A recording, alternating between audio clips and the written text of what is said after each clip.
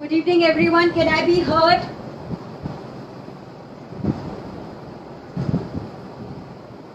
So today we are going to go after sustainable development into what is called sustainable agriculture. First is, why do we need to have the concept of sustainable agriculture? ऐसा कुछ खास होता नहीं agriculture में. आप कहीं भी पौधे लगाइए, आप जो भी पौधा लगाएंगे वो उगेगा and you will get the food that you need to eat. Not only that, from the time of the later Vedic period, we have been cultivating crops. But the need for sustainable agriculture has arisen because of a number of climatic changes that have come solely because of the practices of one animal, which is the humans. We have over the years, due to our practices, got into a condition where there is a huge amount of climate change, particularly from emissions of carbon dioxide and nitrous oxide, which is raising the temperatures of the earth. Our practices are overcropping and overgrazing. यानी कि हमने अपने जानवरों को इतना चराया है और हमने इतने ज़्यादा एक ही एरिया में पौधे उगाए हैं या अपने खाने के समान पदार्थ उगाए हैं, जिसकी वजह से सॉइल की फर्टिलिटी एकदम रिड्यूस हो गई है and there are vast areas which are under desertification. So agricultural practices all over the world are responsible for 14% of the greenhouse emissions. Agriculture practices are responsible for 14% of the greenhouse emissions.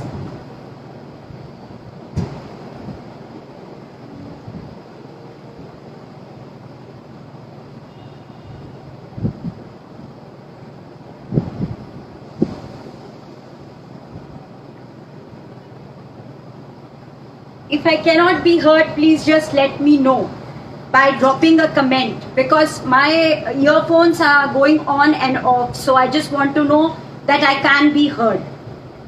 So 14% of the global greenhouse emissions, which are caused the GHG, the greenhouse emissions, are from our agricultural practices. We are using more than 26% more of pesticides than which is permissible. We are using 26% more pesticides than what is permissible. 50% of our habitable land, यानी कि जो हमारी रहने की जगह थी, उसको हमने फार्मिंग लैंड में कन्वर्ट कर दिया है. 50% of our habitable land has been converted into farming land. 48% of the river waters have been polluted as a result of the agricultural practices all over the world. Please remember, these are world statistics. अभी हम India की statistics पे नहीं आए हैं. This is world statistics. So world statistics के हिसाब से 14% of greenhouse emissions, 26% of more pesticides, 50% of habitable land gone into farming land, and 48% of river water has been polluted. Also, 12 million hectares of land has been converted as a result of desertification. Desertification क्या होता है? Desertification is simply the on march of the desert. और जब ये on march of the desert होता है, it necessarily does not mean a sandy desert. It can just mean vast tracts of land where nothing can grow. And this happens when there is the top soil cover gets eroded. So there is soil erosion, the water table gets reduced or lowers down because there is no replenishment. मतलब जो soil होता है वो पानी सोखने की capacity ही खो देता है because of the loss of top cover, because of multiple cropping or overgrazing. तो वहाँ कोई पौधा उग नहीं पाता. तो 12 million hectares of the earth's land has been subjected to desertification. और कह रहे हैं कि अगर हम सस्टेनेबल एग्रीकल्चर नहीं करेंगे, जो कि हम नहीं कर रहे, तो बाय 2050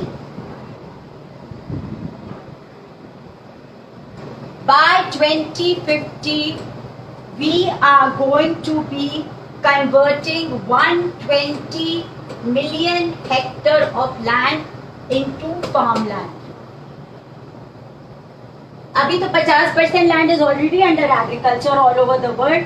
जो हमारे लिए 50% रहने के लिए होना चाहिए वो फार्मिंग में चला गया है. और आगे अगर हम सस्टेनेबल एग्रीकल्चर की प्रैक्टिस नहीं अपनाएंगे तो 120 million hectare will be converted into farmland by 2050. अब इंडिया कितना ग्रीन हाउस प्रोड्यूस करती है from emissions from agriculture? 18% of the GHG, which is your greenhouse gases. इसका GHG जहां भी पढ़िए वो ग्रीन हाउस गैसेज है. और ग्रीन हाउस गैसेज 18% हमारी एग्रीकल्चर प्रैक्टिसेस से एमिट होते हैं. अब ये जो 18% ग्रीन हाउस गैसेज हमारे यहाँ से एमिट होते हैं, उनके कारण कौन कौन से हैं? पहला कारण, when due to rice cultivation. जब हम अपने यहाँ सीडलिंग्स प्लांट करते हैं तो आपने देखा है कि जो राइस की सैपलिंग होती है वो स्टैंडिंग वाटर में प्लांट की जाती है. तो जब वो स्टैंडिंग वाटर में प्लांट की जाती है तो उस समय the process of respiration is not aerobic because there is water. तो हमने जब आपको पढ़ाया था that we are dealing with like crops like sundari which were found near the sea shores. तो उनके यहाँ एनारोबिक रेस्पिरेशन होता है क्योंकि वाटर की वजह से plants can not breathe freely. So because of the standing water there is anaerobic respiration, and as a result of anaerobic respiration there is a lot of emission of CO2. तो एक सबसे बड़ा कारण हमारा होता है राइस कल्टिवेशन, जिसमें CO2 बहुत प्रोड्यूस होता है. फिर आपने देखा है हरियाणा, पंजाब में जहाँ पे इतना ज्यादा शोर होता है जैसे ही विंटर्स खत्म होने होते हैं और आपकी राबी क्रॉप का हार्वेस्टिंग होती है, तो उस समय जो क्रॉप्स का जो लेफ्ट ओवर प्रोड्यूस होता है उसको जलाया जाता है. जब उसको जलाया जाता है there is an excessive produce of CO2, of methane gases, of nitrous oxide, all of which are responsible for polluting the atmosphere and leading to greenhouse gases and increase of the earth's temperature. So because of these practices that we have, agriculture is the third largest producer as a sector for greenhouse gases after the industries which are there, and of course जो भी talk of infrastructure, जहाँ पे की भी अपनी practices ऐसी हैं जिसकी वजह से बहुत ज़्यादा ग्रीन हाउस गैसेस का प्रोडक्शन होता है. जब हम फर्टिलाइजर्स ऐड करते हैं तो urea is the normal fertiliser that we use, and when we use urea there is a huge production of nitrous oxide. ऐसे ही क्रॉप रेसिड्यूज से आपको नाइट्रस ऑक्साइड मिलता है. और जब आप एग्रीकल्चर में पंप सिस्टम यूज करते हैं इरिगेशन के लिए, तो उस समय आप एनर्जी फ्यूल कंजम्पशन जो करते हैं उससे 70% ऑफ एमिशंस जो प्रोड्यूस होते हैं वो भी ग्रीन हाउस गैसेस को बढ़ावा देते हैं. So you have these traditional pump sets for irrigating large areas of field where you pump up the water and the resulting fumes set off a chain reaction due to which green house gases are produced, और उससे हमारा पर्यावरण जो है बहुत ज्यादा pollute हो जाता है.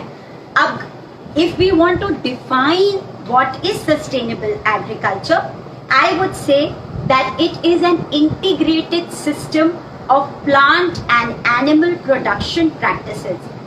What is sustainable agriculture? Sustainable agriculture is an integrated system of plant and animal production. तो आप agriculture को when you read it in the context of sustainable agriculture, it only means that it is kind of practices for both plant and animals that have a site specific application. Sustainable agriculture is an integrated system of plant and animal production practices having a site specific application. तो अब यदि आप crop cultivation Rajasthan में करेंगे और यदि आप crop cultivation Haryana Punjab में करेंगे या गैंजेटिक प्लेन्स में करेंगे, तो वहाँ की जो एरिया है, वहाँ का जो सॉइल है, उसके स्पेसिफिक आप क्रॉप प्लांटेशन करेंगे या आप वहाँ पे जानवर रखेंगे, तो वो जो आप एप्लीकेशन उस साइट पे करेंगे, ताकि for what purpose, for the purpose of satisfaction of human needs, for the maintenance of a sustainable environment, for the use of existing non-renewable sources of energy in a planned manner, and to satisfy the human needs so that there is a good quality of life for the people on the earth. तो इसमें आपको क्या क्या parameters मिले? सबसे पहला parameter is that you're going to use your natural resources in a sustainable way, मतलब आप भी यूज कर सके, आगे वाली जनरेशन भी उसको यूज कर सके. Second is you want to enhance the quality of these natural resources, ताकि for every bit of resource that you use there is a higher yield, मतलब आपकी प्रोडक्टिविटी बढ़े. आप इस प्रकार से रिसोर्सेज का इस्तेमाल करना चाहते हैं कि आपकी प्रोडक्टिविटी बढ़े. उसके बाद आपकी प्रैक्टिसेस ऐसी होनी चाहिए कि ये इकोनॉमिकली वायबल हो, मतलब जो किसान है वो इस प्रकार से उत्पादन करे या इस प्रकार से जानवर पाले ताकि वो जो भी इन्वेस्टमेंट करे उस पे उसको एक रिटर्न मिल सके और उसकी क्वालिटी ऑफ लाइफ इंप्रूव हो सके. So it's an integrated system of plant and animal production practices having a site specific application so that we can satisfy the human need for food, for fiber, to enhance the quality of natural resources, for sustainable use of natural resources, for economic viability and enhance the quality of life. Along with this, the non-renewable sources should be used in such a manner that they can be utilized by our future generations. अब हमको किस प्रकार की agricultural practices अपनानी चाहिए ताकि we can do sustainable agriculture. Before I go into this, I wanted to emphasize that I have posted in the group an article which is on bamboo cultivation and why bamboo cultivation should be practiced in the Northeast. And then I have put today an article from the Deccan Herald which says that the government has taken a decision right now in April to indulge in what is called oil palm cultivation. Now if we choose bamboo versus oil palm cultivation, और जब मैं आपको biodiversity पढ़ा रही थी तो उस समय मैंने आपको बताया था कि जो अपने पास प्लांट्स हैं या ट्रीज हैं जिनके ऊपर एक रोक लगाई थी सरकार ने कि आप इन ट्रीज को बिना फॉरेस्ट डिपार्टमेंट की परमिशन के नहीं काट सकते, उस कैटेगरी में बैम्बू भी आता था, पर अब वो इस कैटेगरी से बाहर निकाल दिया गया है. इसका मतलब आप बैम्बू का प्रोडक्शन कर सकते हैं, आप बैम्बू को प्लांट कर सकते हैं और आप उससे इकोनॉमिकली वायबल कोई भी प्रपोजल ले सकते हैं. So it's very good for the farmers and bamboo cultivation is preferred because it's a natural substitute for wood. One is that. Two, it is used vastly in paper production. फिर उसका जो carbon sequestration है, मतलब जो उसकी capability है carbon sink act करने की, वो किसी भी और पौधों के मुकाबले बहुत ज़्यादा है. और बैम्बू के कल्टिवेशन से आपका सॉइल रिटेंशन, वाटर रिटेंशन भी होता है.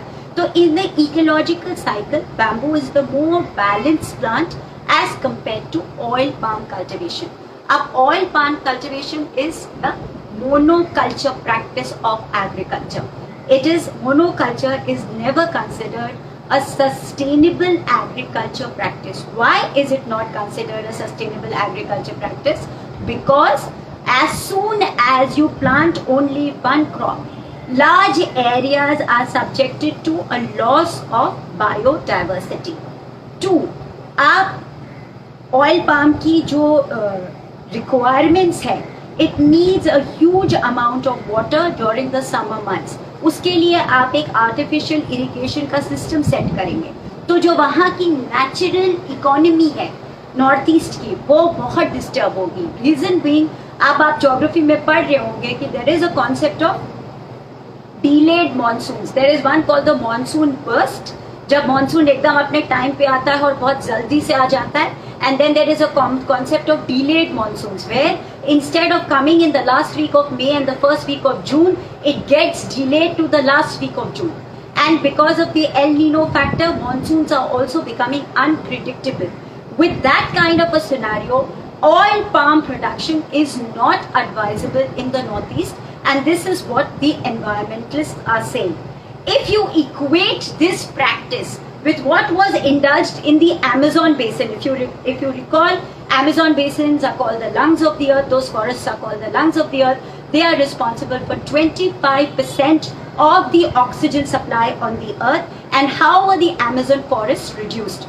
Both in the northeast and in the Amazon forest, you had the practice of shift in cultivation, जहाँ पेड़ काट करके और फिर आप एग्रीकल्चर करते थे, पर उससे उतना लॉस नहीं होता है जितना आप पूरा का पूरा पेड़ काट डालते हैं और फिर एक ही तरह के क्रॉप ग्रो करते हैं. This is the same mistake which had taken place in the Amazon basin when vast areas of lands had been cleared to grow which crop? Soybean. So because of the soybean cultivation, we have lost the biodiversity of the Amazon forest to the extent to almost 25%. So you have to keep that in mind, and that is why I have posted that article today. Coming back to sustainable agriculture practices in India, what are certain practices that we can do so that we can control our expenditure on chemical fertilizers, on pesticides, retain the soil moisture. और जब भी आप soil sustainable agriculture की बात करेंगे, these are some of the pointers which you must remember. So I'm writing sustainable agriculture as A. Sustainable agriculture की practices कैसी होनी चाहिए? Your practices should be such that 1. Soil erosion does not take place.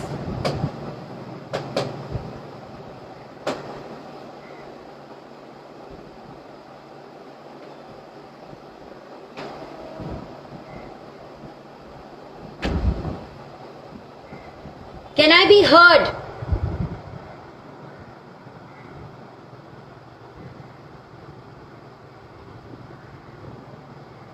I want to know if I can be heard.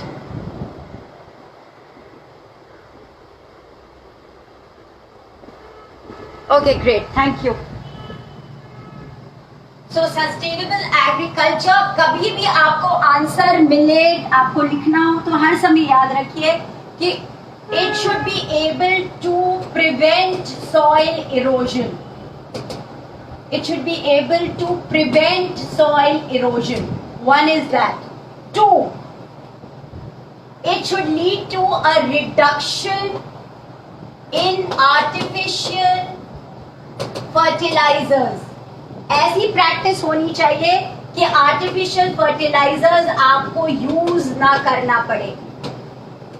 ऐसी practice होनी चाहिए कि आपको pesticides का इस्तेमाल नहीं करना चाहिए. ऐसी प्रैक्टिस होनी चाहिए दैट आपकी per hectare yield YIELD per hectare yield आपकी बहुत ज्यादा हो. Then you should be able to retain the moisture of the soil. The moisture of the soil. There should be no water runoff. No water runoff क्या होता है? There should be no water runoff. No water runoff का मतलब होता है कि आपके पास बारिश हुई और बारिश होने के बाद वो पानी पूरा जमीन में सोख लिया, so that कि soil का भी moisture retain रहे और as a result of it आपका water table भी maintained रहे. So these are some of the things which are universally there for all parts of sustainable agriculture. तो आपको मैं various practices बताती जाऊंगी, and those concepts are important in your prelims paper. There was a question on sustainable agriculture in 2017. There was another question in 2018 on one of the concepts of sustainable agriculture. तो मैं आपको बहुत सारे वो concepts है वो बताऊंगी, आप उसको एक एक करके समझते जाइए, और उन्हीं कॉन्सेप्ट्स के ऊपर आपको क्वेश्चन प्रीलिम्स में आएगा. जब आप मेंस में जाएंगे तो आपको डिटेल में पता होना चाहिए कि सस्टेनेबल एग्रीकल्चर क्या है, वो प्रैक्टिसेस क्या है. But for all concepts this practice of sustainable agriculture will include all this, and plus reduce greenhouse gas emissions. ये सारी चीजें आपके पास होनी चाहिए इन सस्टेनेबल एग्रीकल्चर. अब ऐसी कौन सी प्रैक्टिस है एग्रीकल्चर में which is important for us to engage in sustainable agriculture? So the first practice is called mulching. Mulching is mulching. Mulching की practice क्या होती है कि आप टॉप सॉइल के ऊपर किसी भी प्रकार का एक कवर प्रोवाइड कर दीजिए. This cover can be organic also, it can be natural and organic, or it can be by means of a plastic. और इसको क्या जरूरत है आपको सॉइल को कवर करने की? It's mulching is the practice of providing a cover over the top soil so that the impact of the environment in terms of rain is less, so that the crops are protected, there is less of soil erosion, there is less of attack by pesticides. इस वजह से आप mulching की practice करते हैं. तो जब आप नेचुरल ऑर्गेनिक मल्चिंग करते हैं तो आप क्या करते हैं सॉइल में? आप कंपोस्ट ऐड करते हैं in the form of cow dung. Sometimes आप कभी जो घास जब आप छीलते हैं तो घास में से जो आपको रेसिड्यूअल रहता है वो आप पौधों के ऊपर छिड़क देते हैं, या सॉडस्ट होती है जैसे आप वुड का काम करते हैं तो जो फिर जो छोटा सा जो सारा बुरादा आपको मिलता है वो आप सॉडस्ट डाल देते हैं प्लांट्स के ऊपर, या आप न्यूज़पेपर को श्रेड करके प्लांट सॉइल के ऊपर कवर प्रोवाइड करते हैं. इस कवर को प्रोवाइड कर देने से what happens is that the soil is able to retain the moisture, it comes less under the impact of pesticides and outside agencies. और जब आप ऑर्गेनिक मल्चिंग यूज करते हैं मटेरियल तो वो जैसे जैसे प्लांट ग्रो करता जाता है वो उसको भी नेचुरली सॉइल में डिकम्पोज करता है और यूज हो जाता है. कभी कभी आप मल्चिंग की प्रैक्टिस में बड़े बड़े प्लास्टिक्स यूज करते हैं, and there is a whole question being raised about the environment friendliness of these mulching practices where you use plastics, but sometimes you use degradable plastics also. So mulching, when I said, is the mulching is the protective layer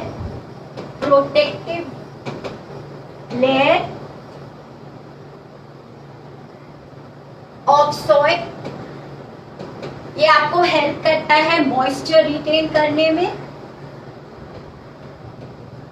second, protect करता है plant from compact.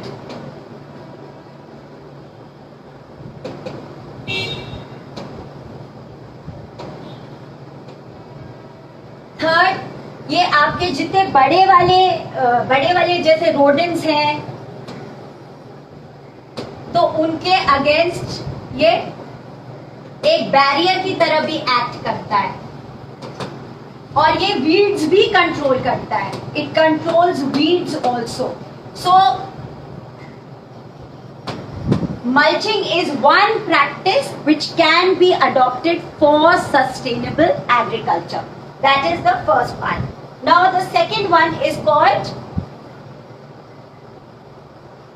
तो sustainable agriculture practices में मैंने आपको पहले लिखा दिया mulching.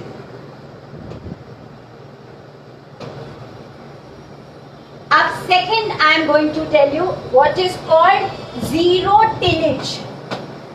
Zero tillage zero tillage? Zero tillage is when normal practices में क्या होता है कि आप पौधा मतलब क्रॉप ग्रो करने से पहले मैकेनिकली आप सॉइल को टिल करते हैं और फिर आप उसमें बीज डालते हैं. When there is a system of zero tillage, what do? You do not mechanically impact the soil at all. आप जो है अपने जो जमीन है उसके में आप सॉइल को किसी भी प्रकार से, जैसे ट्रैक्टर के माफिक से वो जो आप पीछे से खींचते हैं या बैल द्वारा आप खींचते हैं ताकि सॉइल ऊपर नीचे हिल जाए, वो बिल्कुल नहीं करते. आप सीड्स यूज करते हैं थ्रू स्पेशल इम्प्लीमेंट्स जिसको कि हमारी जीबी पंत यूनिवर्सिटी ने भी बनाया है इंडिया के लिए. पहली बार उन्होंने ही टिलेज के इक्विपमेंट बनाना शुरू करा और इसमें you do not use a mechanical means of breaking the soil to plant the seeds. आप खाली सिंपली जो है आप एक they have made a kind of an equipment which gently plants the seeds into the soil without affecting anything in the soil. तो अगर soil में जो भी natural weeds है, natural compost है, आपका जितना जैसा system set है वो वैसे ही रहता है और बस आप उसमें बीज डाल देते हैं through various means. अब इसमें आप क्या क्या चीजें सेव करते हैं? एक तो 80% of the cost production is reduced. I hope you understood what is the concept of zero tillage. Here the seeds are planted. Seeds are planted through drillers.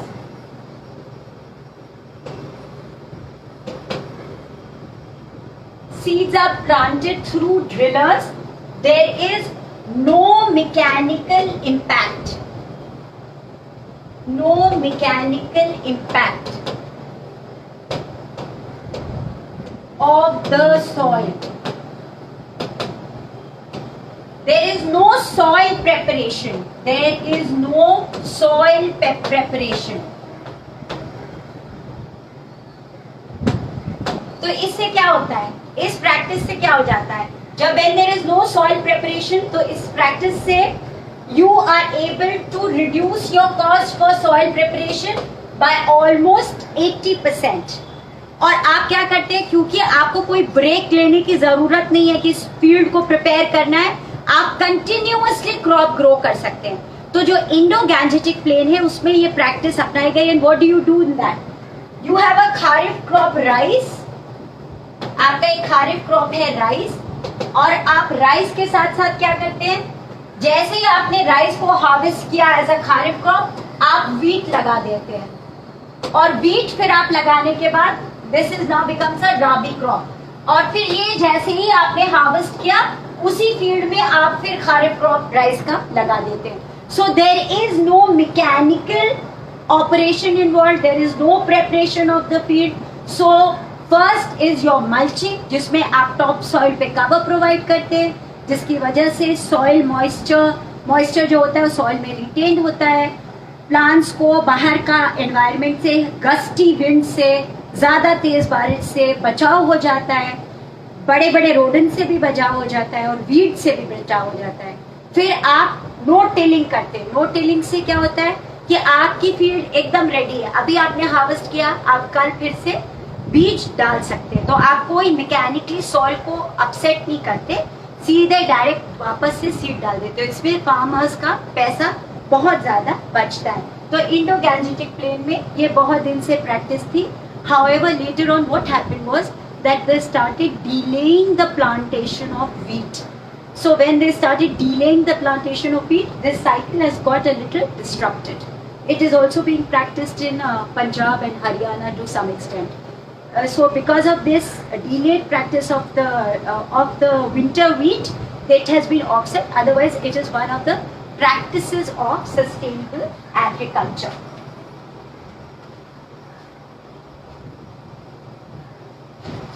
Now we come to something which is called the irrigation systems that have to be used in terms of sustainable agriculture.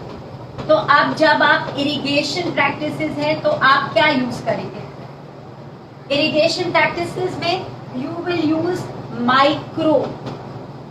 Micro irrigation practices. Micro irrigation practices में आपके पास क्या क्या आता है? Micro irrigation practices में आपके पास आता है समथिंग कॉल्ड द जिंक्स। मैं आपको various type of micro irrigation practices बता रही हूँ in different parts of the country, ताकि you know micro irrigation practice will not come. What will come is these concepts, these words will come. So you should know what are the micro irrigation practices.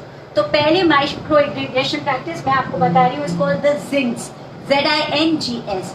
क्या होता है कि अपने पास high mountainous region में, like for example zings is being practised in Ladakh. यहाँ पे क्या होता है, the glaciers are always melting, तो इन्होंने यहाँ पे छोटी छोटी इनंडेशंस बना दी है ग्लेशियर्स के पास।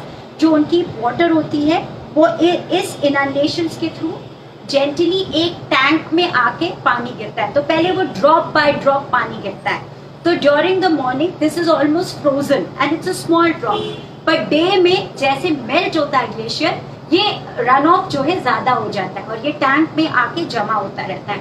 और ये टैंक्स जो वहाँ यूज होते हैं इनको जिंक्स कहते हैं। और इसका वाटर डिस्ट्रीब्यूशन जैसे हमारे यहाँ सरपंच होता है, वैसे उनके यहाँ इसको कहते हैं चरपून।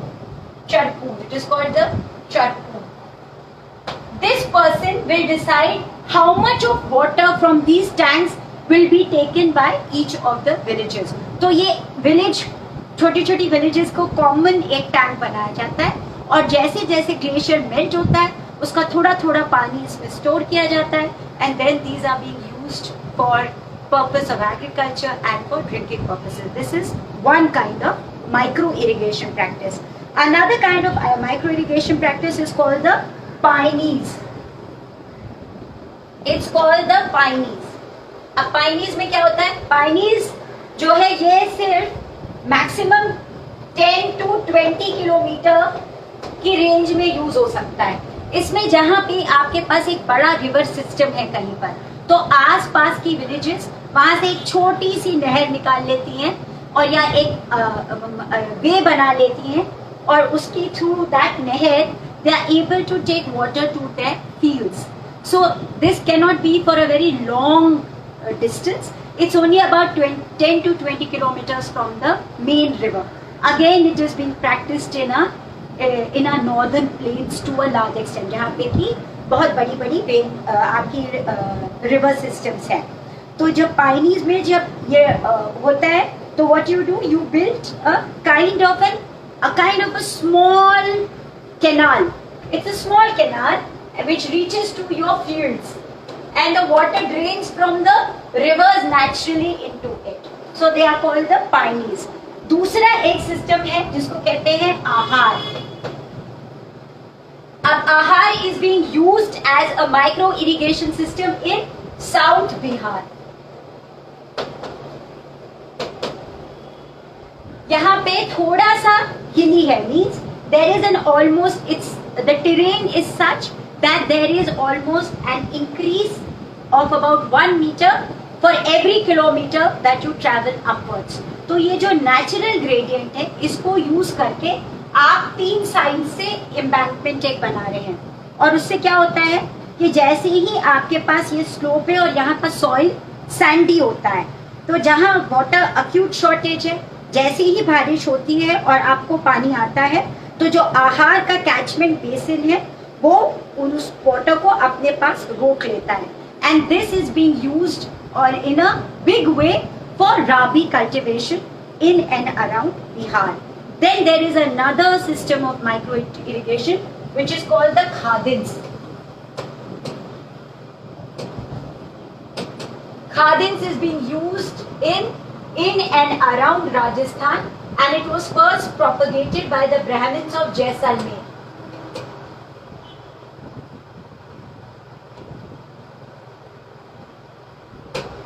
इसमें जैसलमेर के लोगों ने क्या किया था, और ये 15th सेंचुरी में जो पालीवाल ब्राह्मण्स है जैसलमेर के, दे establish the खादिन system.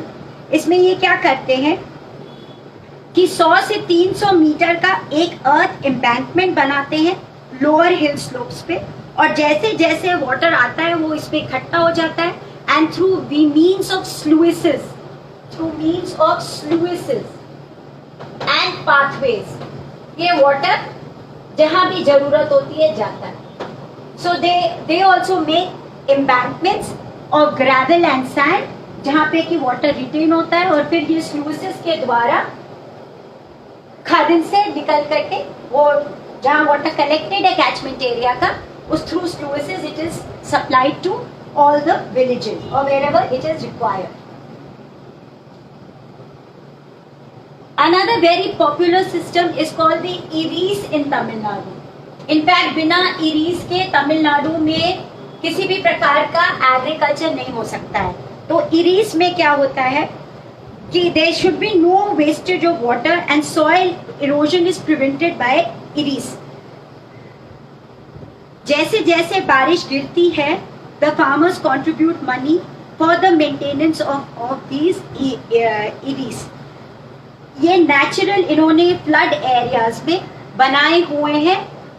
You can call them a kind of a pond or a tank through which water flows in the paddy fields during the dry summer months. तो जो winter rains होती हैं तमिलनाडु की, उससे ये पानी पहले रोकते हैं और उसको रोकने के बाद उसके थ्रू ये पैडी कल्टीवेशन करते हैं. So eris is typical to what is called to the state of Tamil Nadu. Okay, zing is typical to the union territory of Ladakh. Okay, pynes is very popular in the northern plains. Ahar is popular in south Bihar. आपको ये नहीं पूछा जाएगा prelims में कि वो क्या चीज है, वो पूछा जाएगा कहां पर है और किस सिस्टम से वर्क करता है. तो you should be knowing that. फिर you have the tankas and the johads. अब जोहार्ड्स क्या होती है? Johads are your big ponds which are erected or constructed in the villages. They are also constructed in places like Goa, in Karnataka, जहाँ उन्होंने beautiful tiles भी उसमें लगा रखा है, और जो भी रेन वाटर आता है वो उसमें सोक होकर के रुक जाता है. कई बार बड़े बड़े घरों में आप देखेंगे कि उनका जहाँ कोर्टयार्ड होता है वहाँ भी बड़े बड़े ये आपको जोहार्ड्स मिलते हैं. तो johads are nothing but big ponds for storage of water. Big ponds for storage of water.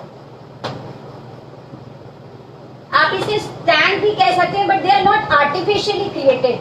They are created, they are artificially created, but they are created in the ground. तो कोई प्लास्टिक वगैरह नहीं यूज होती है. They are naturally constructed by taking out earth and then you cement it all around so that water can be retained in this and use later. Then they are tankas. Tankas are round holes made in the ground to collect the rain water. और ये सारी चीजें जो है pre colonial time में हुआ करती थी, और इस वजह से ये आज भी अभी तक यूज हो रही हैं.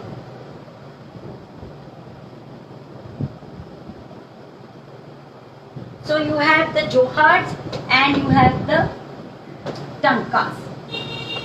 ये भी आप, इसमें भी आप जो है, इसमें आप नेचुरल टोपोग्राफी को फॉलो करके नेचुरल टोपोग्राफी फॉलो करते हैं while in construction of the johads. Natural topography मतलब जिस तरह से आपका ग्रेडियंट होता है ग्राउंड का, उस प्रकार से आप एम्बैंकमेंट्स बनाते हैं ताकि वाटर स्टोर हो सके. और जो आपके this is for the johads. For the tankas वो आप बड़े बड़े होल बनाते हैं और उनको सीमेंट कर देते हैं ताकि इसमें आप पानी रोक सकें. And all these practices of micro irrigation have been a part of the Indian system ever since the British or even before that. Now we are going to talk about something which is called as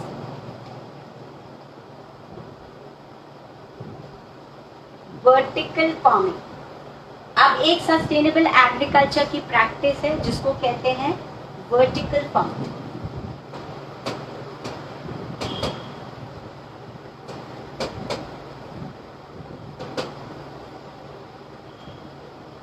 First, what is the meaning of vertical farming? In vertical farming, there is no need of soil, and if you use soil, there is very little use of soil.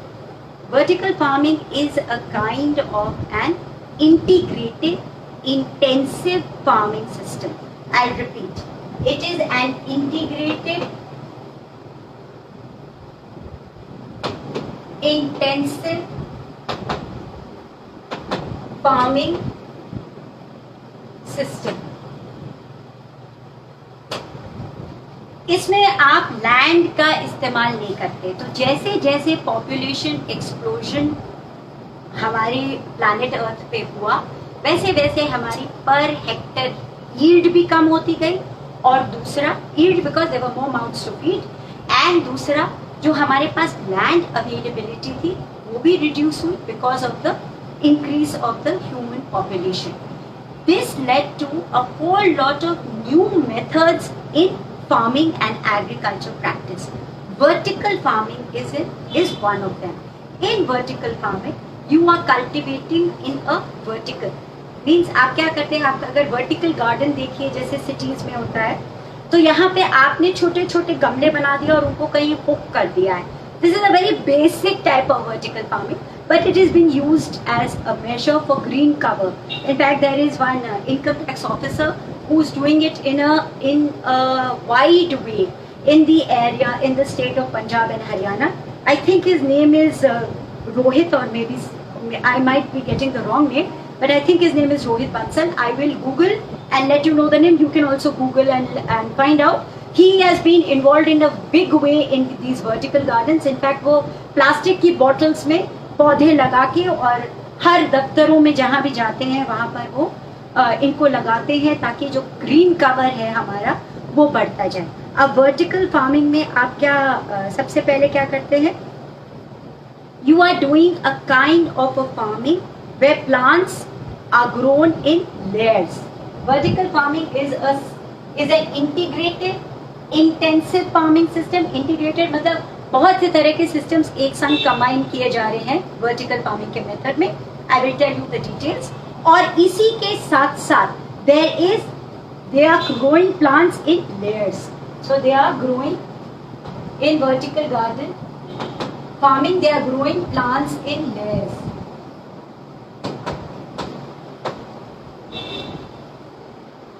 Vertical farming का concept कब आया हमारे पास? In 1915, and this concept has been given by Gilbert Ellis Bailey. The concept of vertical farming was given in 1915 by Gilbert Ellis Bailey. अब Gilbert Ellis बेले ने बोला कि इस प्रकार की फार्मिंग से by planting your vegetables or your flowers in layers, you are going to be able to save land for human consumption. So with that purpose in mind, he coined the concept of vertical farming. Or फिर again there is a person by the name of William Frederick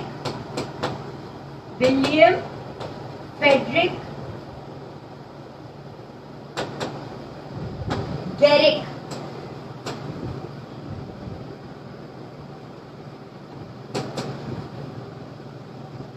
William Frederick Garrick. So what happened was William Frederick Garrick has given us a type of vertical farming which is called hydroponics. What is it called? It's called hydroponics.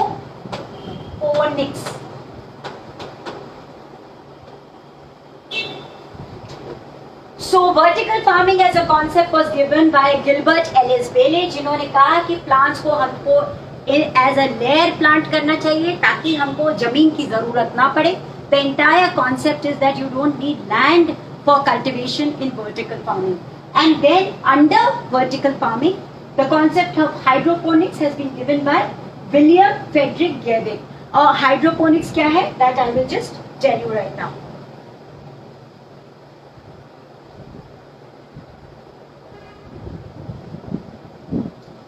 अब vertical farming के advantages क्या क्या है?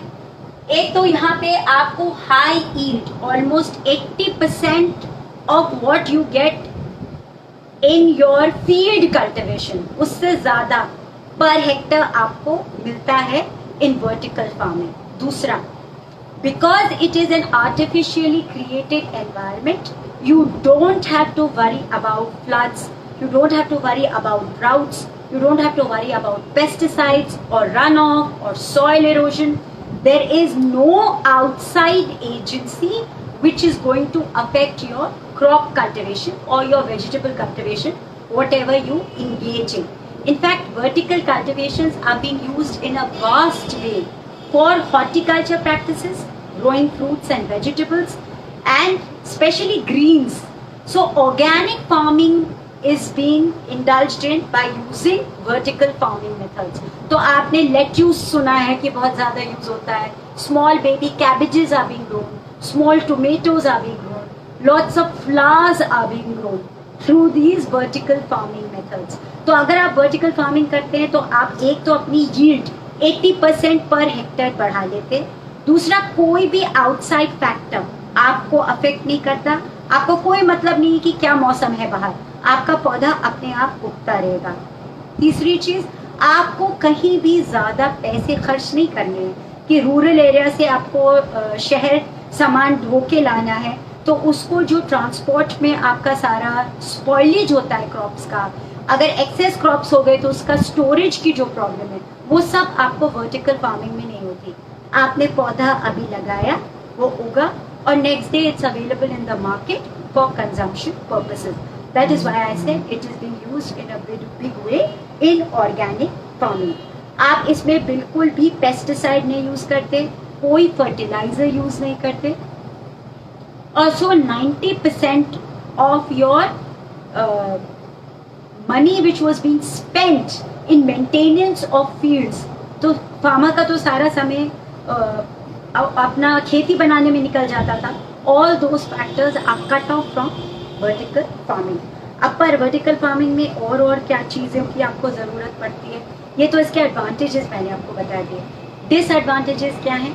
सबसे पहले इसका disadvantage क्या है कि आपको एक आर्टिफिशियल एनवायरनमेंट क्रिएट करना है. So you need a control of temperature, you need LED lights, so you need a temperature control, you need a temperature control. क्योंकि पौधे आप जो लगाएंगे उसका वातावरण या एनवायरनमेंट तो आर्टिफिशियल है. ये कोई पौधे आपके धूप में तो उग नहीं रहे, या ऑल बीइंग ग्रोन इनसाइड. सो आपको temperature control environment is a controlled environment. तो ये कंट्रोल एक्सरसाइज करने के लिए आपको हैवी इन्वेस्टमेंट करना पड़ता है. इन्वेस्टमेंट किसमें? इक्विपमेंट में. All of it is computerised and remotely controlled. कितना पानी कितने बजे किस पौधे में जाएगा, कितनी आप न्यूट्रिएंट्स उसमें ऐड करेंगे. एक जैसे हाइड्रोपोनिक्स है उसी तरह से एक एक्वापोनिक्स है. उसमें तो आप सॉइल यूज ही वाटर यूज ही नहीं करते. उसमें there is no use of soil and water. उसमें आप एक्वा कल्चर जो करते हैं उसी का पानी चला जाता है पौधे में और वो ही पानी रिसाइकल होता रहता है. इसलिए आपको अलग बाहर से कहीं पानी की जरूरत नहीं. But all these things have to be remotely controlled. तो अगर आप कैलकाटा में भी है तो वहां से 2 बटन प्रेस करेंगे तो यहाँ पे आपका सिस्टम कितना LED light, because your light for photosynthesis is being replaced, means the sunlight is being replaced by LED lights. So there is some emission, बहुत emission नहीं होता है, there is some emission, but there is a lot of expenditure in terms of energy.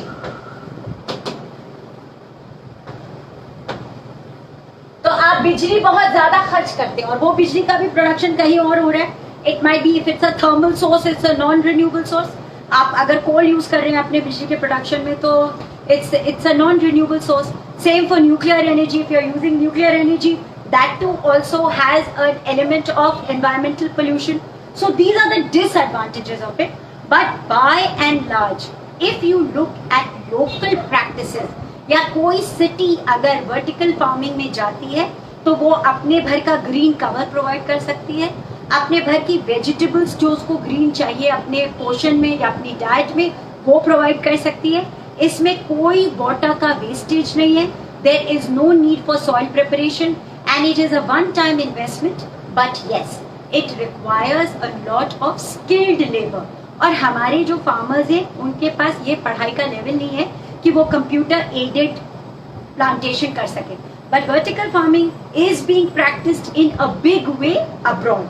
अब इसमें से we will be first doing what is hydroponics. पहले आपको मैं बताती हूँ what is hydroponics.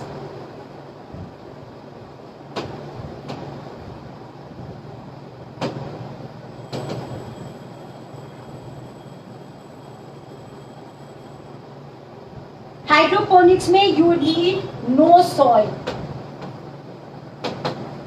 You need very little water. You need water, but it's very little. And then there is nutrients which are added timely to the water. Nutrients are added to the water. अब मैं आपको vertical farming का एक diagram बना के दिखाने की कोशिश करती हूँ, शायद आप इसको अप्रिशिएट कर पाए. ये इस तरह से होता है यहाँ ये, और आपके यहाँ पर छोटे छोटे पौधे लगा दिए जाते हैं या गमले लगा दिए जाते हैं जिसमें से कि पौधे उगते हैं. You must have seen it.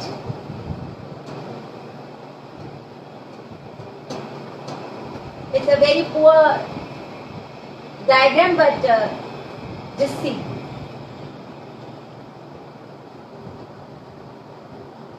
Okay, so this is your, ये आपका वो हो गया, गमला हो गया, और अब इसमें आप पौधे लगा देते हैं.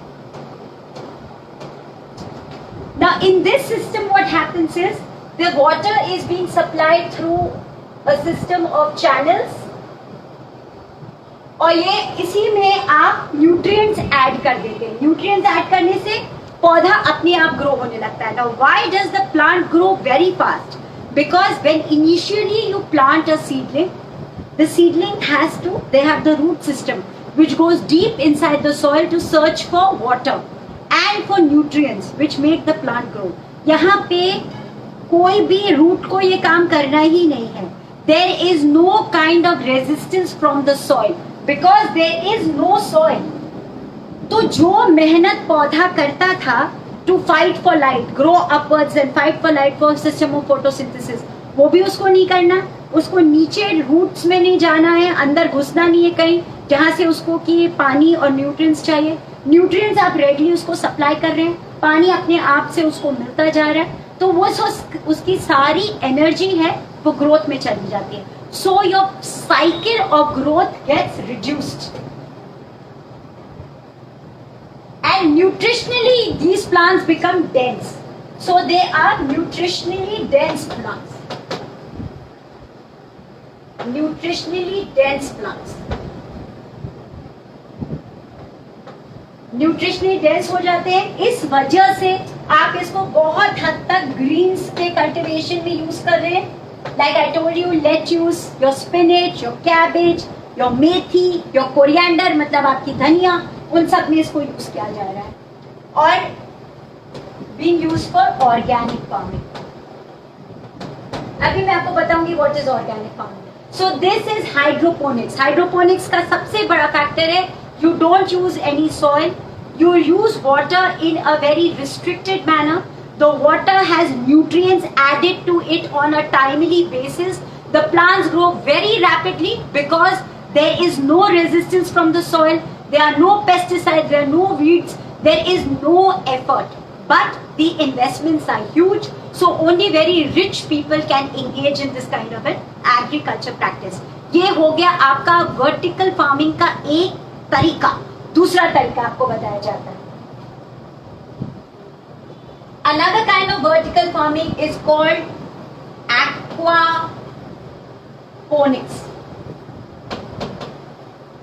अब आपका aquaponics क्या होता है?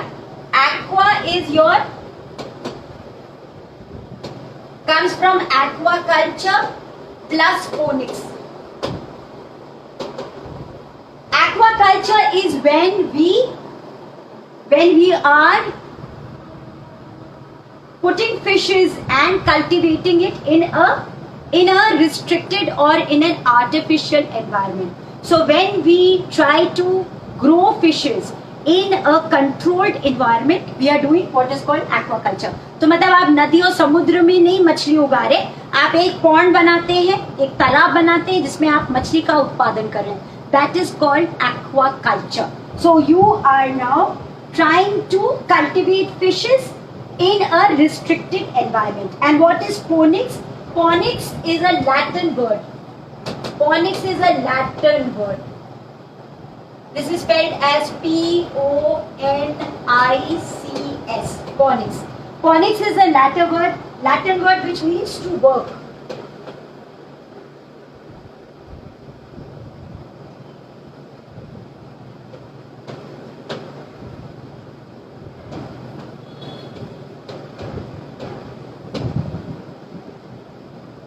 So what happens in aquaponics? आप एक्वाकल्चर का मतलब जो मछली का पानी है वो यूज कर रहे हैं फॉर कल्टीवेशन पर्पसेस. तो इस तरह का टैंक हो जाता है, एक तरफ मछली, यहाँ पे आपकी मछली आ जाती है. This is your aquaculture tank. और यही फिर यहाँ पे चली जाती है and is being used for plant cultivation.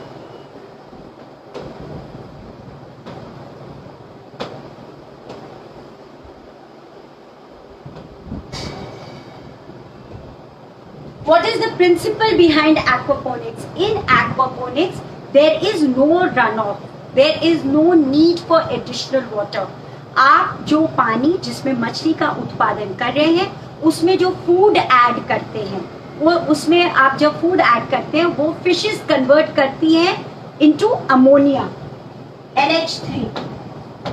ये जब अमोनिया में कन्वर्ट होता है तो ammonia acts like a natural fertiliser for the plants. तो यहाँ आपको कोई अलग से फर्टिलाइजर की जरूरत नहीं, कोई पेस्टिसाइड कंट्रोल की जरूरत नहीं, किसी भी प्रकार का सॉइल की जरूरत नहीं. इनफैक्ट आपको पानी की भी जरूरत नहीं है टिल ये जो आपका साइकिल है वो डिस्टर्ब होता है, क्योंकि प्लांट भी पौधे भी ट्रांसपिरेशन के थ्रू थोड़ा वाटर लूज करते हैं या इवेपोरेशन के थ्रू थोड़ा बहुत वाटर लूज करते हैं. Otherwise an aquaponics is a self-sustaining system where you are getting your fishes also through aquaculture. और उसी के न्यूट्रिएंट्स से वो जो न्यूट्रिएंट्स है जब यहाँ जाते हैं तो वो पौधों को उगने में फायदा करते हैं. और यही पौधे, if you remember the wetland concept, wetlands में जितने भी पौधे हैं वो पानी को क्लीन करते हैं. They through the process of percolation, absorption and release they are able to retain whatever nutrients are not required in the water. और बाकी सारा पानी वो छोड़ते हैं, तो वो क्लियरिंग एजेंट की तरह काम करते हैं. तो यहाँ प्लांट्स इस एक्वाकल्चर के पानी को साफ करते हैं और फिर ये पानी जब यहाँ जाता है तो इसमें अमोनिया ऐड होता है, अमोनिया वापस आता है, प्लांट्स उसको एब्जॉर्ब करते हैं, पानी को साफ करते हैं और मछली के पास वापस भेज देते हैं. This is the system of aquaponics and it is now being widely used abroad, specially in the US, in Canada, also being used in the Southeast Asian countries like China, like Indonesia. I wanted to give you a specific example in India, पर मैंने ढूंढा, मुझे मिला नहीं. If I get it, I will post it for you.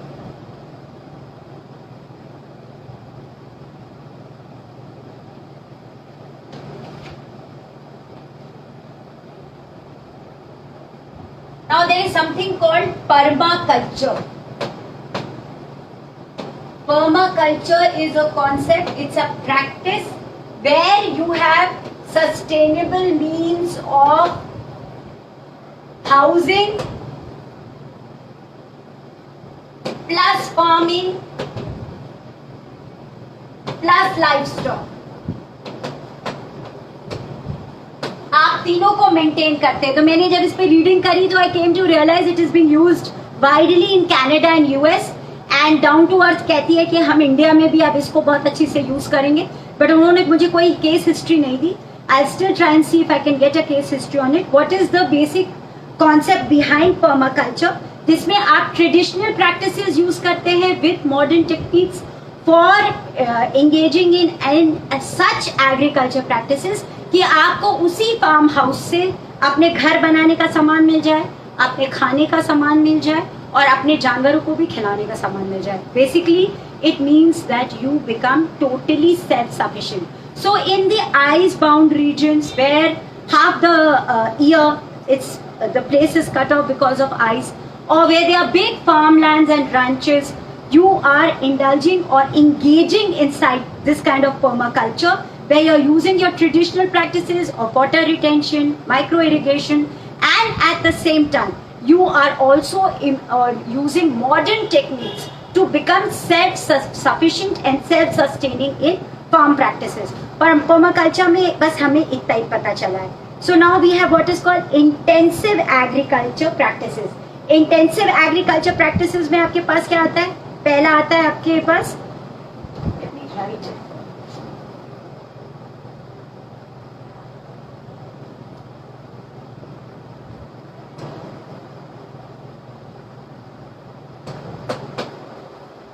Intensive agriculture practices में आपके पास क्या आता है? इंटेंसिव एग्रीकल्चर प्रैक्टिस में आपके पास आता है pasture cropping. Pasture cropping. Okay, then you have what I have already taught you, agroforestry. जब हम फॉरेस्ट की बात कर रहे थे तो आपने एग्रो फॉरेस्ट्री पढ़ा था, जिसमें कि फार्मर्स अपने जब उगाते हैं लाइक व्हीट एंड राइस, उसी के साथ साथ वो ऑर्चर्ड कल्टिवेशन भी करते हैं, मतलब फ्रूट्स भी उगाते हैं फॉर दैट पर्पस. अब पास्चर क्रॉपिंग में क्या होता है? The first one, the pasture cropping, you have huge grasslands. तो उन ग्रासलैंड्स को आपने हटाया नहीं, उन्हीं ग्रासलैंड्स के बीच में आपने अपने ग्रेन क्रॉप्स आपके पास कौन से? ग्रेन क्रॉप्स आपके राइस हो गया, आपका व्हीट हो गया, आपके सारे मिलेट्स हो गए, आपकी सारी पल्सेस हो गए. These are all your grain crops. So in natural grasslands area, they have started now adopting this practice that instead of cutting off and preparing the field by removing the grass, what do? Is that they take their livestock, मतलब वो अपने जानवर ले जाते हैं जो अच्छे से इनको ग्रास को चर लेते हैं. पहले खूब अच्छे से चर लेते हैं, फिर उसके बाद वो ये ग्रेन क्रॉप्स लगा देते हैं. दे कल्टिवेट द ग्रेन क्रॉप्स, और जैसे ही ग्रेन क्रॉप्स उग जाते हैं उसके बाद वो वापस से जानवर लाते हैं और वो वापस से सब जगह चारा चर लेते हैं. And the fields are again ready and this system continues. Now in this cyclic system what is the saving for the farmer के लिए ये सस्टेनेबल क्यों है? एक, उसको अपने जानवर के लिए फ्री का मिल गया खाना, तो उसको कहते हैं फॉरेज उसको फ्री का मिल गया अपने लाइफ स्टॉक के लिए, क्योंकि ग्रास अवेलेबल है. तो उसको अपने आप से काउ फीड या बफलो फीड या गोट फीड अपने आप से मिल गई, even before planting the crop and once the crop is harvested. दोनों टाइप पे मिल गया. दूसरा, इसमें the big grasses in the grassland they are used as mulching for the purpose of mulching, मतलब ये क्रॉप के लिए कवर की तरह हो जाती है. तो इसकी वजह से जो बहुत स्ट्रॉन्ग विंड्स या रेन्स का इम्पैक्ट इन ग्रेन क्रॉप्स को डिस्टर्ब नहीं करता. So these two factors are used in pasture cropping. It's called pasture cropping because these are huge grasslands which are not being disturbed for the purpose of grain cultivation. उनको वैसे ही रखा जाता है, खाली जानवर पहले चर लेते हैं, फिर आप उसमें पौधे लगा देते हैं, और जब आपका राइस या व्हीट ग्रो हो जाता है तो आप वापस लाते हैं, हार्वेस्ट करते हैं और वापस आते हैं, जानवरों में फिर चरते हैं, and your field is ready. Agroforestry, I have already told you, intercropping. Now, versus the monoculture that we have of planting a single crop, intercropping में आप बहुत सारे पौधे एक संग लगा देते हैं, ताकि हर क्रॉप का डिफरेंट साइकिल है हार्वेस्ट होने का या ग्रो करने का. इसमें खाली एक ही तकलीफ होती है, अगर आप बहुत सारे पौधे एक साथ लगा देते हैं तो एक तो आपको बहुत ज्यादा लेबर की जरूरत होती है, दूसरा आपकी जो क्रॉप की ईल्ड होती है, सिंगल क्रॉप की ईल्ड, वो रिड्यूस हो जाती है. तो अगर आप मोनोकल्चर करते हैं तो आपका नुकसान क्या है कि अगर एक क्रॉप खराब हो गया तो आपके सारे क्रॉप्स, पूरा की पूरी आपकी जो खेती है वो बर्बाद हो जाती है, क्योंकि आपने तो कोई दूसरा क्रॉप लगाया ही नहीं. बट इन इंटरक्रॉपिंग आप बहुत सारे पौधे लगाते हैं, तो ये तो इफेक्ट आपने नलिफाई कर दिया मोनोकल्चर वाला, but at the same time आप क्योंकि बहुत सारे पौधे लगाते हैं, इसलिए आपकी जो टाइम फ्रेम है for the growth of the crop that becomes a little varied and वो पूरी यील्ड आपको नहीं देता है. These are some of the ways in which these practices are being indulged in. Now, I just want to take one more kind of practice for sustainable agriculture. The rest we will do on another date. I'll do organic farming with you on another date. Organic farming is also important. आज मैं आपको सिर्फ एक और in agriculture practice बताना चाहती हूँ, which is called zero budget natural farming. It's called zero budget natural farming.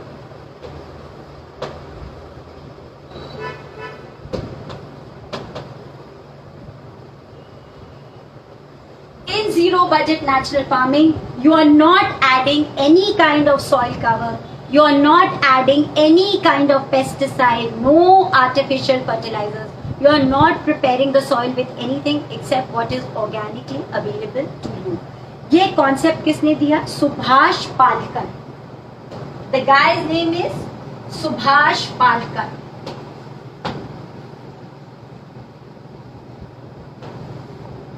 Subhash Palkar says that we need to go for zero budget natural farming. इसमें क्या होगा? कोई इनपुट नहीं होगा, कोई केमिकल नहीं होगा, सिर्फ आप नेचुरल रिसोर्सेज जिसमें कि अर्थ वर्म्स हैं, आपकी काउ यूरिन है, आपका काउ डंक है, आपका कंपोस्ट है, ये सारे आप यूज करेंगे फॉर क्रॉप कल्टिवेशन. इसमें 4 कॉन्सेप्ट्स हैं. I just want you to know those concepts and then we'll bring a end to this class for today. So I'm just adding to you what are those 4 concepts which he's talked about. So Subhash Palkar says that there is something called one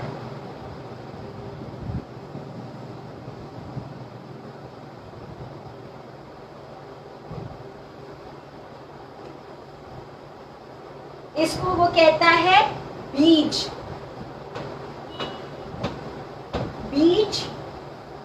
अमरूथान. This is called the bees अमरूथान.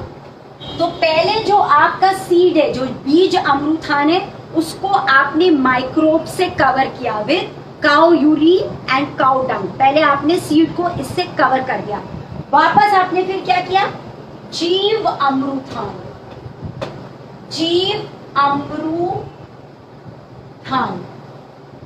अब जीव अमरूथान में आप क्या कह रहे हैं? आपने soil को, यहां पे आपने सीड को काउ यूरिन और प्लस काउ डंग और माइक्रोब्स से कवर किया. यहां जीव अमरूथान में आपने यही काम सॉइल के साथ किया. उसमें कंपोस्ट ऐड किया, काउ डंग ऐड किया, काउ यूरिन ऐड किया और उसको आपने एनरिच किया, मतलब ज्यादा आपने उसकी सॉइल फर्टिलिटी को बढ़ाया. उसके बाद आपने क्या यूज किया? कवर क्रॉप्स और मल्चिंग. ये आपने यूज किया नेचुरली, ताकि क्रॉप्स आपके या प्लांट्स आपके प्रोटेक्टेड रहे. और फिर आपने क्या किया? वापासा.